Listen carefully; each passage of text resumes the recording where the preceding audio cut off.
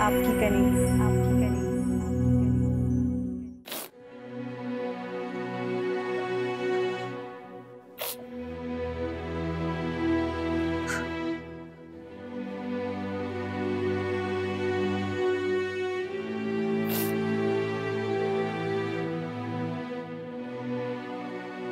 तुम लोगों के साथ इतना कुछ हो गया, मुझे पता भी नहीं चला। डॉक्टर ने अम्मा को जवाब दे दिया था, उन्हें मरना ही था, मगर अपनी मौत मरने में और बेइज्जती की मौत मरने में बड़ा फर्क होता है। ये शख्स वहां ना आया होता तो वो सारा तमाशा भी ना होता, हमारे अम्मा भी हमारे साथ होते, हम भी सुकून की जिंदगी गुजारे होते। अम्मा तुम्हारे सर पर हाथ फेर कर तुम्हें दुआ देकर बड़े इत्मीनान से रुखसत होते, इस जिल्लत के साथ नहीं।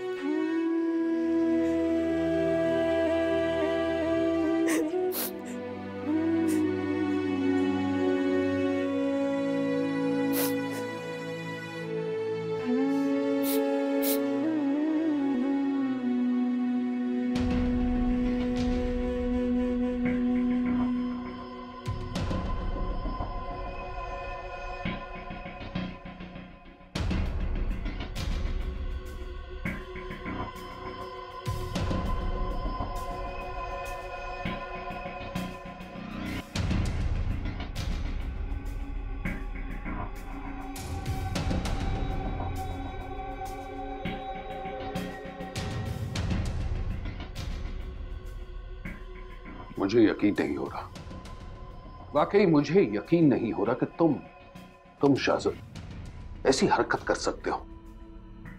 डैडी मुझे भी यकीन नहीं आ रहा, मैं शायद जज्बाती हो गया था, जैसे कि बेटा अपनी माँ, स्पेशली मरी हुई माँ के नाम पे ब्लैकमेल हो जाता है, मैं भी हो गया था। तुम जानते थे वो बुढ़ा शख्स कितना बीमार था, और शायद तुम्हारे हंगामे की वजह से वो अपनी जान से भी गया। डैडी जरूरी नहीं ऐसा हुआ हो, मैं मानता हूं मेरी गलती है कि मैंने सब कुछ जानबूझ के नहीं किया, मुझे नहीं पता था कि वो बेकसूर है। मैं तो नानी के कहने पे एक सही काम करने गया था। डैडी मेरा तरीका गलत हो सकता है, लेकिन मेरी नीयत गलत नहीं थी। उस शख्स की मौत की वजह नहीं हूं। अगर आप उसे एक दफा देख लेते तो आपको भी यकीन आ जाता कि वो चंद घड़ियों का ही मेहमान था। फिर भी शाहज़द, तुम्हें कोई हक नहीं था कि उन आखिरी चंद घड़ियों में तुम उस बेचारे ज़ईफ को तकलीफ दो। लड़की का कहना दुरुस्त है,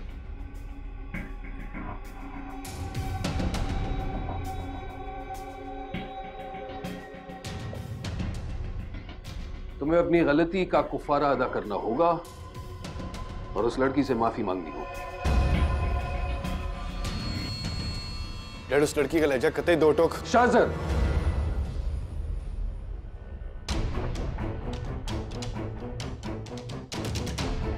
अगर वो शख्स यहाँ रहता है तो मैं एक मिनट यहाँ नहीं रुकूंगी। फिर वो कूफी की बातें मत करो बाजी, साहब बड़े मान से तुम्हें यहाँ लाए, बड़ा बुरा लगेगा उन्हें। साहब, वो अब्बा के साहब थे, क्योंकि अब्बा उनके मुलाजिम थे और वो उसको तनख्वाह देते थे।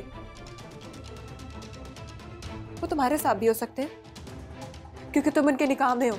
वो मेरे साहब नहीं है, उसका जोर मुझ पर नहीं चल सकता। मैं अपने बाप के कातिल के साथ एक घर में नहीं रह सकती। तो ठीक है,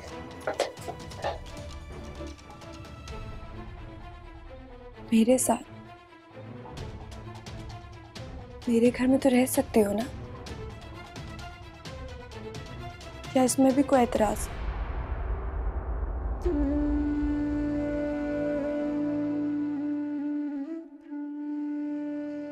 खुदा के लिए बाजी, अपने गुस्से और अपनी जबान को काबू में रखो। पहले इन दोनों बातों की वजह से तुम्हारा बड़ा नुकसान हुआ है। तुम्हारी जबान की वजह से तुम्हारा घर तो खराब हो गया, अब मेरा ना करना।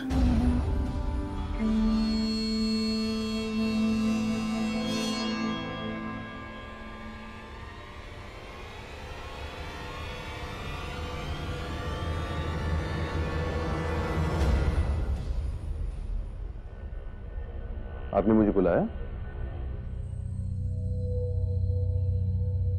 तुमसे कुछ जरूरी बात करनी थी मुझे। बैठो।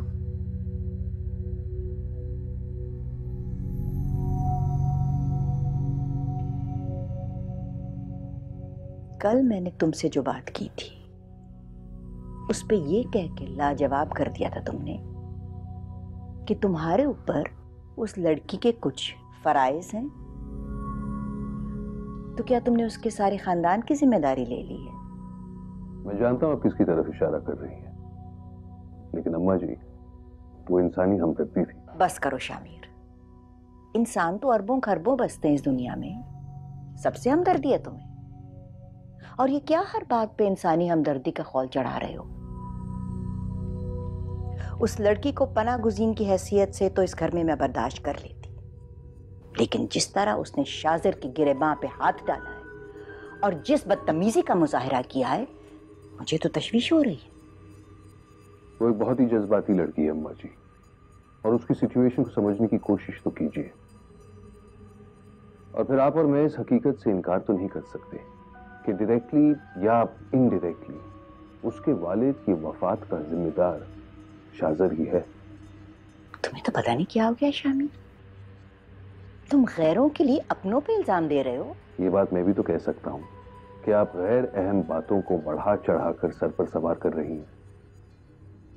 अम्मा जी, हमारा घर इतना छोटा नहीं कि किसी के आने पर फर्क पड़ेगा, और ना ही हमारे दिन इतने छोटे होने चाहिए। बहुत खूब शामिर, बस यही कसर रह गई थी। अब मुझे छोटे दिल का मालिक भी करार दे दिया। अम्मा जी, आप कैसी बातें कर रही हैं? क्या हो गया आपको? आजकल आप मुझसे इतनी नाराज क्यों रहने लगी हैं? देखिए, मैं आज भी आपका वही बेटा हूँ, शामिर अफंदी। किसी के आने ना आने से हमारे रिश्ते में फर्क नहीं पड़ता। ठीक है, नहीं करती सर पे सवार। ये भी यकीन कर लेती हूँ कि तुम वही मेरे चाहने वाले फर्मा बरदार बेटे हो, लेकिन उस लड़की से कह दो कि इस घर में पनाह गुज़ीन की हैसियत से रहे। तनतना और अकड़ दिखाने की जरूरत नहीं। जैसे आप हुक्म करें।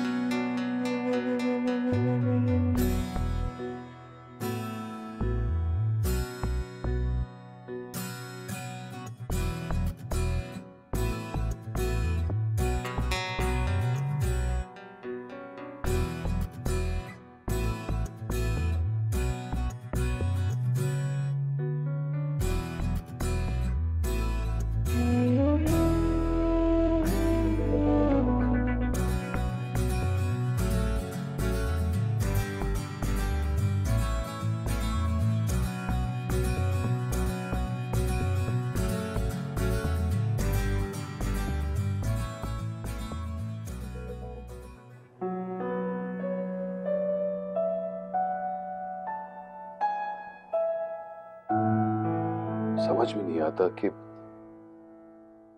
मुझसे कहां गलती हो गई, पर आज हर तरह से मैं अपने आप को कसूरवार मानता हूं। मैं हमारे बच्चों को एक अच्छी तरबियत नहीं दे पाया, और अम्मा जी के दिल में अपना एतमाद बहाल नहीं कर पाया।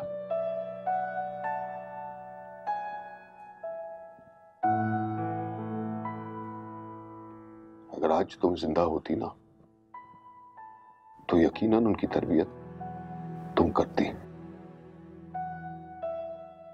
और और तुम्हें जितनी अच्छी खूबियां थी जरूर उन्हें दी थी।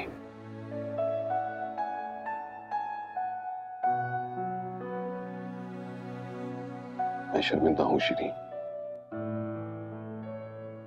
ना सिर्फ तुमसे बल्कि अम्मा जी से भी, कि मैं उन्हें यकीन नहीं दिला पाया कि मैं उन्हें अपनी मां समझता हूं।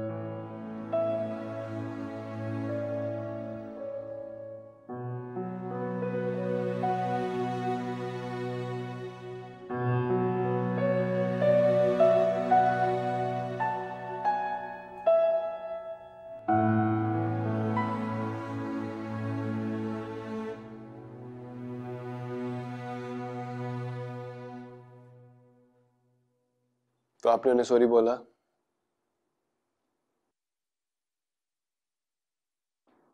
मैंने आपसे कहा था ना। मैं गई थी सॉरी कहने के लिए, लेकिन मुझसे कहा ही नहीं गया। लेकिन मैंने डैडी से तो कहा है ना सॉरी। हाँ, लेकिन जिससे माफी मांगनी थी उससे तो मांगी नहीं। आपकी वजह से तकलीफ तो उन्हीं को उठाना पड़ी थी ना। पर ये भूल जाओ कि वो कौन है और यहाँ उनके होने से तुम्हें कैसा फील हो रहा है। क्या वो हमारी मामा की जगह लेने आई है?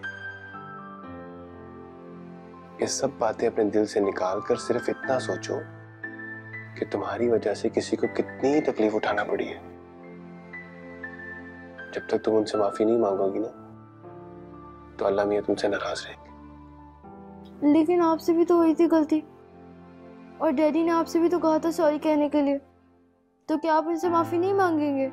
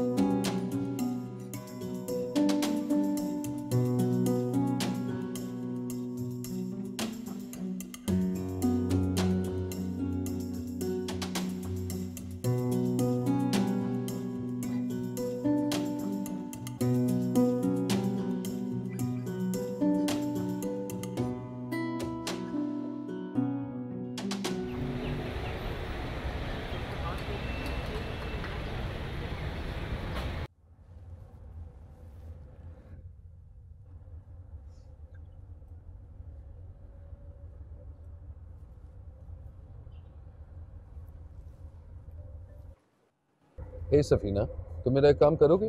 सिर्फ एक? अगर तुम्हारे पास वक्त है तो उसे चेकअप के लिए हॉस्पिटल ले जाओ। उससे?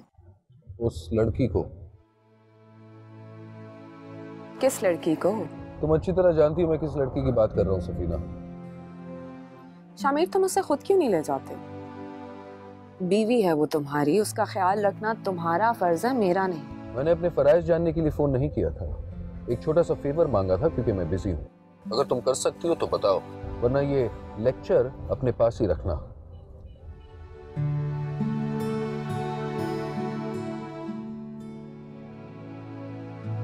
आ जाओ, उधर बैठ।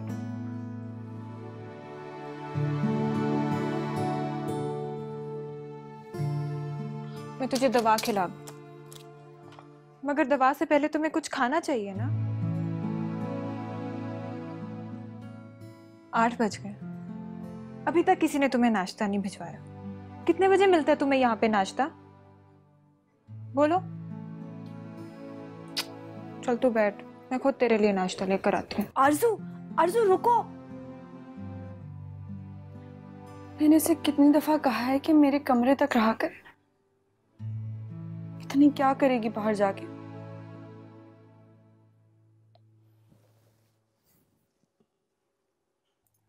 क्या बात है, शमीर आज नाश्ता किए बगैर ही चला गया? अम्मा बेगम, मैंने उनसे कहा था लेकिन उन्होंने कोई जवाब नहीं दिया और जल्दी जल्दी में चले गए।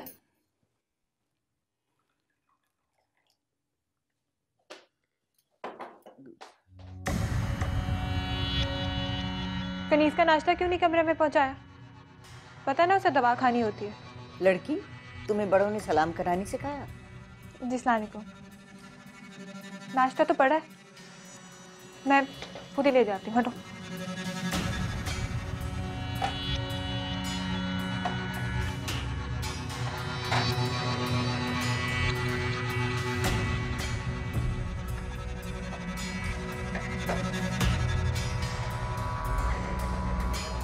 हटो। बड़ी बदतमीज लड़की है, मेरे सामने से नाश्ता उठा के ले गई। इतना सारा नाश्ता पड़ा और आप यहाँ अकेली बैठी हैं। मैं 2 लोगों का नाश्ता ले जाऊंगी तो क्या फर्क पड़ जाएगा?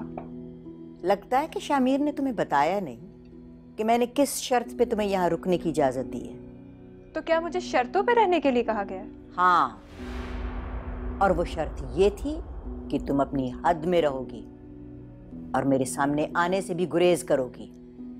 मुझे बताया तो किसी ने नहीं है, मगर मैं इस पर पहले से अमल कर रही हूँ। मेरी पूरी कोशिश होती है कि मैं कम से कम आपके सामने आऊं। तभी ये नाश्ता कमरे में ले जा रही हूँ, वरना यहां बैठ के करती।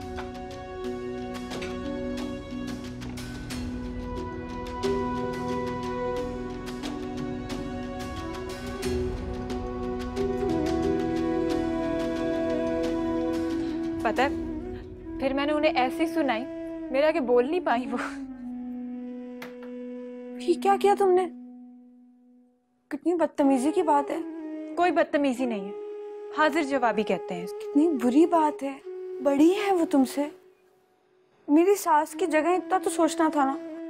सास नहीं है वो तुम्हारी नहीं, तुम्हारे शोहर की सास। बल्कि वो तो तुम्हारे शोहर की सास भी नहीं, तुम्हारी कहां से आई? किसी ने सुन लिया ना, मेरी मुसीबत आ जाएगी। तौबा है, मैं ना यहाँ पर आके पछता रही। अपनी तो सांस सुखाई होती है हर वक्त उनके डर से। मेरे साथ भी वही कर रही हो, ये नहीं करना वो नहीं करना, आहिस्ता चलो।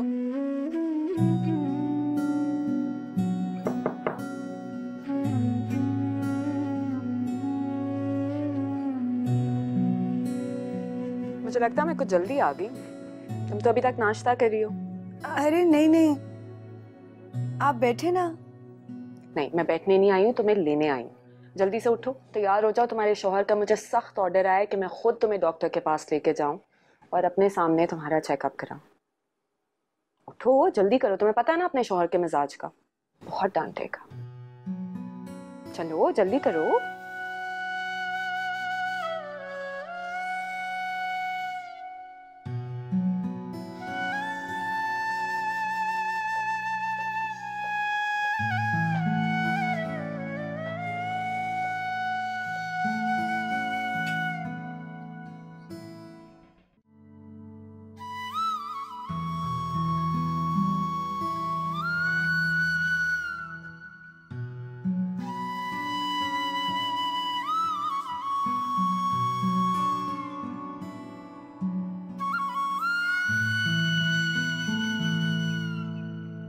मुझे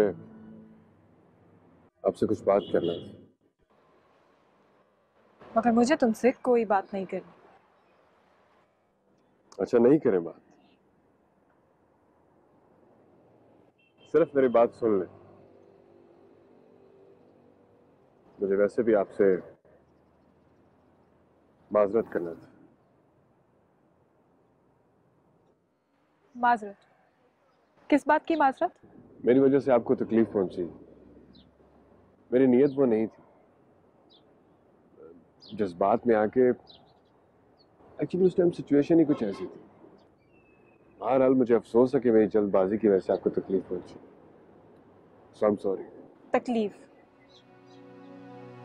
बाप का मरना, यतीम और दरबदर होना, इसे तुम तकलीफ कहते हो? किसी के सर से छत और पैरों के नीचे से जमीन खींच लेना, उस पर बेबुनियाद और घटिया इल्जाम लगाना, इन सब के बाद माजरत की जाती है?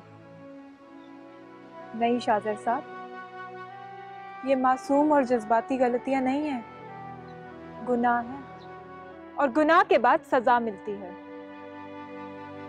अब तुम मुझसे ये पूछो कि मैंने तुम्हें सजा क्या देनी है?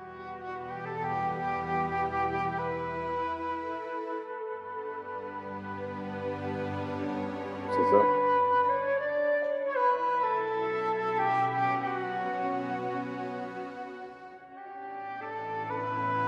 मैं मेरा दिमाग खराब था कि मैंने इससे माजरत की।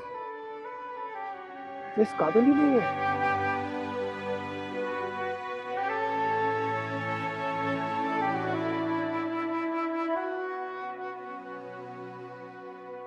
समझती क्या खुद को?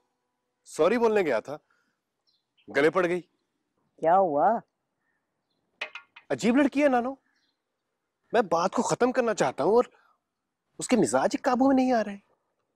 किसको सॉरी कहने गए थे? कनीज को? नहीं, उनकी बहन को। उस कमजात लड़की को तुम सॉरी कहने गए थे? नानी अम्मा, मुझे लगा कि मुझसे अनजाने में गलती हो गई, इसी वजह से उन्हें दुख पहुंचा होगा। मुझे माजरत कर लेनी चाहिए। ये गलतफहमी तुम्हें किसने दिला दी?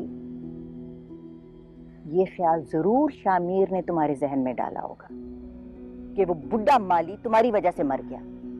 पता नहीं क्या हो गया शामिर को।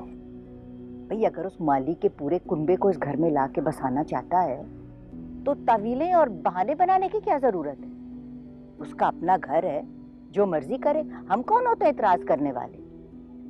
अगर अपनी चहेती बीवी के पूरे गांव को यहाँ लाके बसाना चाहता है तो उसके लिए तुम्हें मुजरिम क्यों ठहराना है?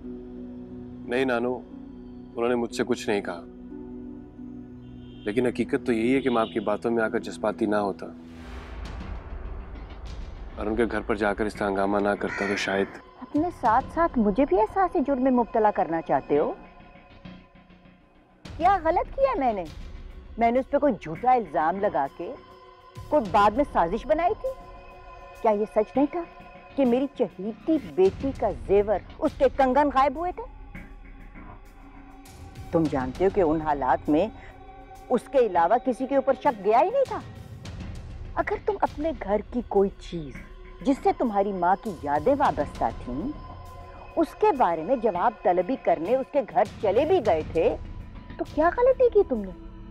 उसको कोई हथकड़ियां तो नहीं पहना दी ना तुमने? को फांसी चढ़ा दिया तुमने? वो तो ठीक है नानो, लेकिन मुझे लगा कि बस कोई जरूरत नहीं शर्मिंदा होने या पछताने की। शामिर को नहीं देखते? एक लम्हे के लिए भी वो अपनी जिद पे शर्मिंदा या नादिम नजर आया?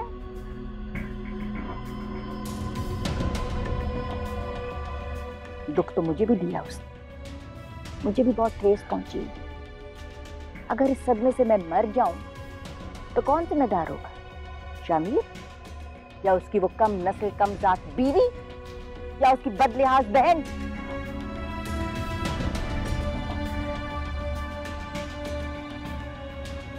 बस करें नानो अम्मा, अब क्यों ऐसी बातें मुंह से निकाल रही है? आपका साया हमेशा हमारे सर पर सलामत रहे। कैसे ना निकालूं? कनीज क्या कम थी मेरे सब्र का इम्तिहान लेने के लिए, जब उसकी बहन चलते फिरते अजाब की सूरत में मौजूद है। किस कदर बदतमीज लड़की, मुलाजमों के सामने मुझे खरी खरी सुना और तुम उससे माफी मांगने गए थे।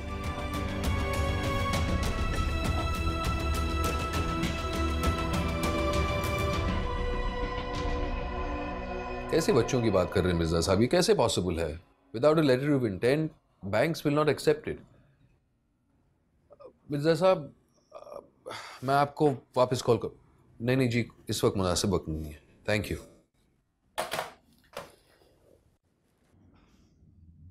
तो अब मुझे तुम ऑफिस का बोरिंग लंच कराओगे? ऑनेस्टली सफीना, आज बहुत ही बिजी है, शेड्यूल बिल्कुल फुल है, मैं तो कहीं नहीं जा सकता। इनफैक्ट गनीमत है कि मैं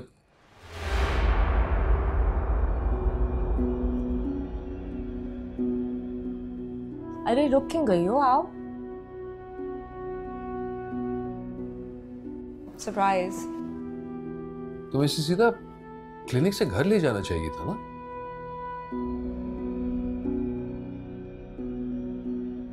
मैं तो वापस ही जा रही थी। वो इन्होंने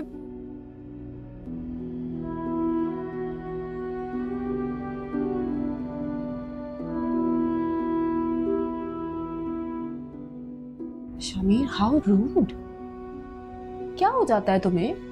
नहीं, मैं बस ये कह रहा था कि उसे रेस्ट की जरूरत है, इसलिए। देखो, उसे खाली फिजिकल रेस्ट की जरूरत नहीं है, बहुत मेंटल टॉर्चर सहा है उसने। आई ब्रॉट हर हियर ताकि वो थोड़ा सा फ्रेंडली माहौल देख ले, उसका ध्यान बढ़ जाए। बुलाओ उसे। थैंक्स।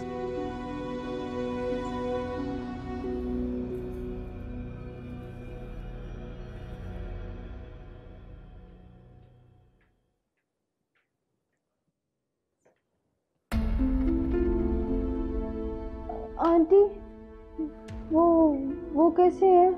कौन वो कनीज आंटी। क्यों? तुम्हें क्या उससे? पहले उसकी हालत करती हो और बाद में मासूम बनकर उसका हाल पूछने आ जाती हो।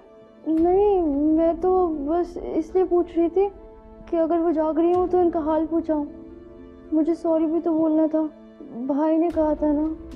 अपने भाई से कहो कि खुद आकर उससे माफी मांगे, और खबरदार तुम मेरी बहन के पास गई तो मैं बहुत बुरी तरह पेश आऊंगी अगर तुम मुझे उसके आसपास भी दिखी तो। ये किस तरीके से बच्ची से बात कर रहे हो?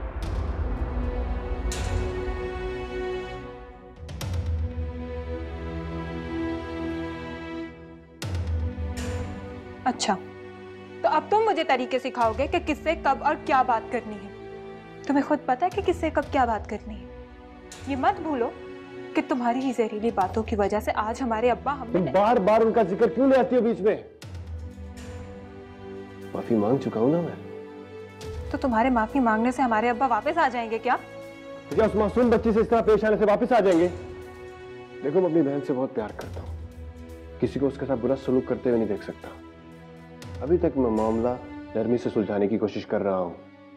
अगर आइंदा तुमने उसके साथ कोई उल्टी सीधी बात की तो मैं तुम्हें माफ नहीं करूंगा, समझी? भाई प्लीज चले। भाई मैं आपसे कह रही हूँ, चले।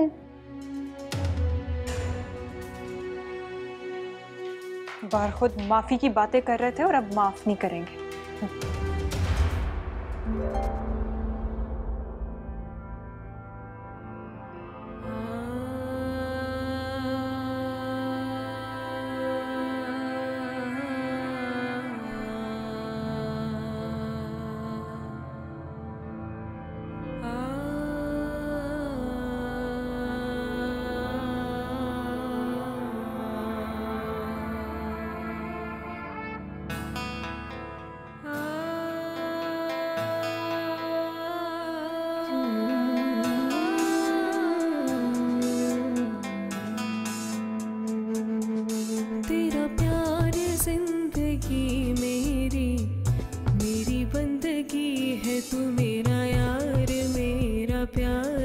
बस तू तेरी दासी हो गई मैं, ऐसे तुझ में खो गई मैं। मेरी जीत मेरी हार बस तू ही तू। ये ज़मीं ये फलक तुझ पे सवार तू जानवारी। तू है मेरी वफा मेरे शामो सर, तू ही तू जलवागर इश्क तारी।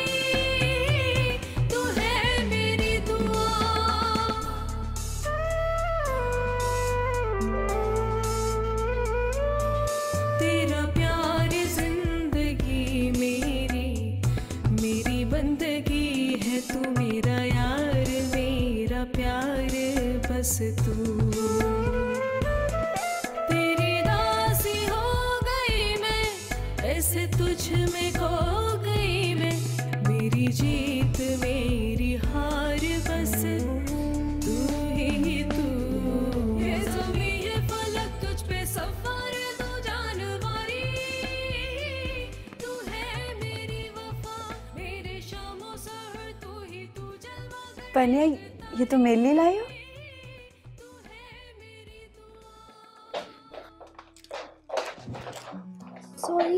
सॉरी की बच्ची पागल।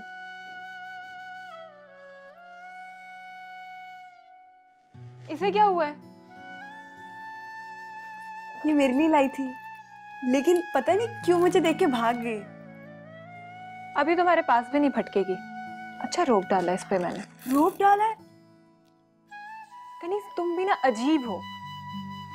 इस घर के मुलाजमों से लेकर बच्चों तक से तुम डरती हो। शामिर भाई तुम्हारे शौहर हैं, उनके रूप में रहना तो समझ में आता है। और अम्मा बेगम, उनसे निमटना तुम्हारे बस की बात नहीं है। मगर इस चटाक भर की बच्ची को तो अपने काबू में रख सकती हो ना। इस मासूम बच्ची ने क्या बिगाड़ा है मेरा? चलो, अब ये बच्ची भी मासूम हो गई है।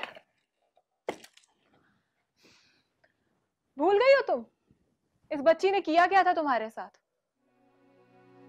कनीज, तुम भूल गई हो, मैं कुछ नहीं भूली हूं। मैं इस घर में रह जरूर रही हूं और मैं ये भी मानती हूँ कि शामिर भाई ने मुझे इस घर में लाकर मुझ पर एहसान किया है, अपनी जिम्मेदारी पूरी की है। लेकिन इसका मतलब ये नहीं है कि मैं इस घर के बाकी लोगों के हाथों तुम्हें जलील होने दूंगी और झुकने दूंगी या खुद झुक जाऊंगी।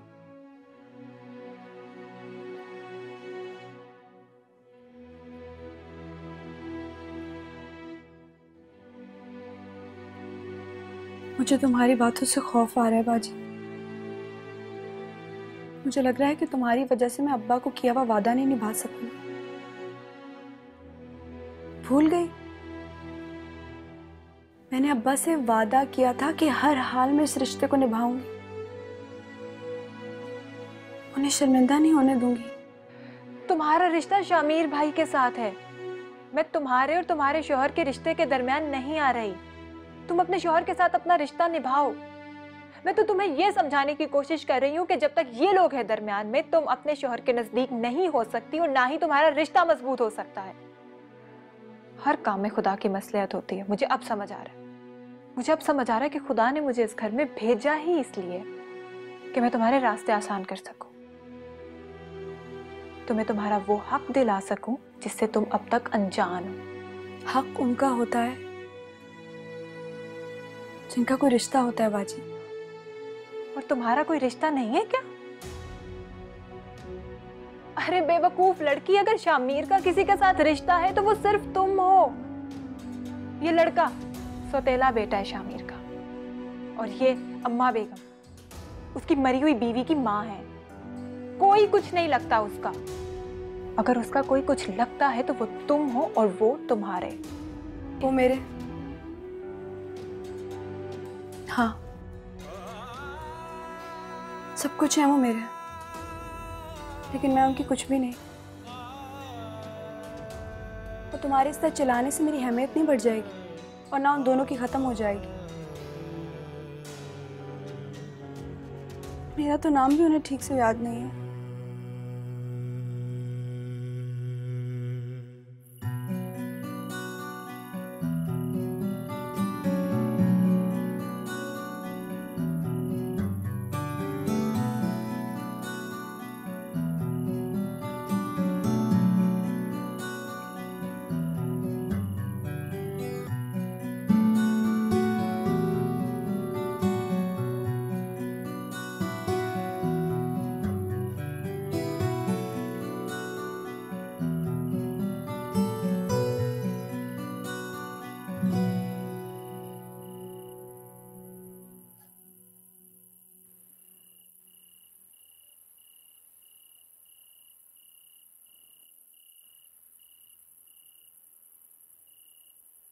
वो मैं आपके रूम में सिर्फ बुके रखने आई थी, आपको तंग करने नहीं आई थी।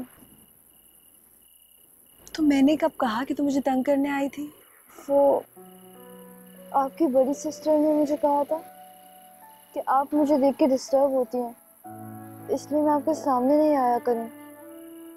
और अभी अभी मैं आपके सामने नहीं आई, वो तो मुझे पता ही नहीं चला कि आप आने वाली हैं। और इस वक्त मैं आपके पास नहीं आई हूँ, आप मेरे पास आई हैं। तो अगर आपकी बड़ी सिस्टर मुझे डांटेंगी तो आप उन्हें कह देंगी ना कि आप मेरे पास आई थी, मैं नहीं। वो तो मजाक कर रही थी, और भला मैं क्यों परेशान होंगी? तुम तो मुझे बहुत अच्छी लगती हो। मैं आपको अच्छी लगती हूँ? हाँ तो और क्या, मुझे तुम भी बहुत प्यारी लगती हो, तुम्हारी बातें भी। लेकिन वो आंटी तो कह रही थी कि आप जब भी मुझे देखती हैं आपकी तबीयत खराब हो जाती है। मैंने कहा ना वो मजाक करी थी, और तुम उसकी बातों पे ध्यान मत दिया करो। तुम्हारी बातें मुझे बहुत अच्छी लगती हैं। मेरा इतना दिल चाहता है कि तुम मुझसे दोस्ती कर लो। दोस्ती? लेकिन आप तो मुझसे इतनी बड़ी हैं। तो क्या हुआ? तुम्हें पता है गांव में ना मेरी तुम्हारी उम्र की बहुत सी सहेलियां थी, बल्कि एक तो तुमसे छोटी थी, मानो। मानो आपकी बिल्ली? अरे नहीं बाबा, मेरी मासी की बेटी। मासी? क्या वो आपके घर काम करती थी? ओहो, हमारे यहाँ गांव में ना ये आंटी वांटी नहीं कहते, बल्कि मासी कहते हैं। आंटी की डॉटर, यानी कि आपकी कजिन, है ना? हाँ, वो मेरी सबसे अच्छी दोस्त थी। मैं उसके साथ छुपन छुपाई खेलती थी, कीरी काटा, स्टापू, बड़ा ही मजा आता था। स्टापू और कीरी काटा, ये क्या होता है? तुमने ये सब पहले नहीं खेला कभी? नहीं, मैं तो इनके नाम भी पहली बार सुन रही हूँ। है?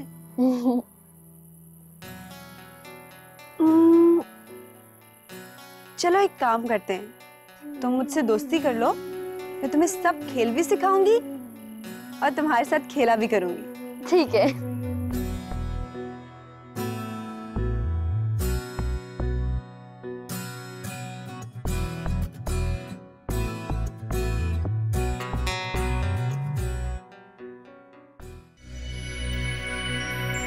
आपकी कली, आपकी कली।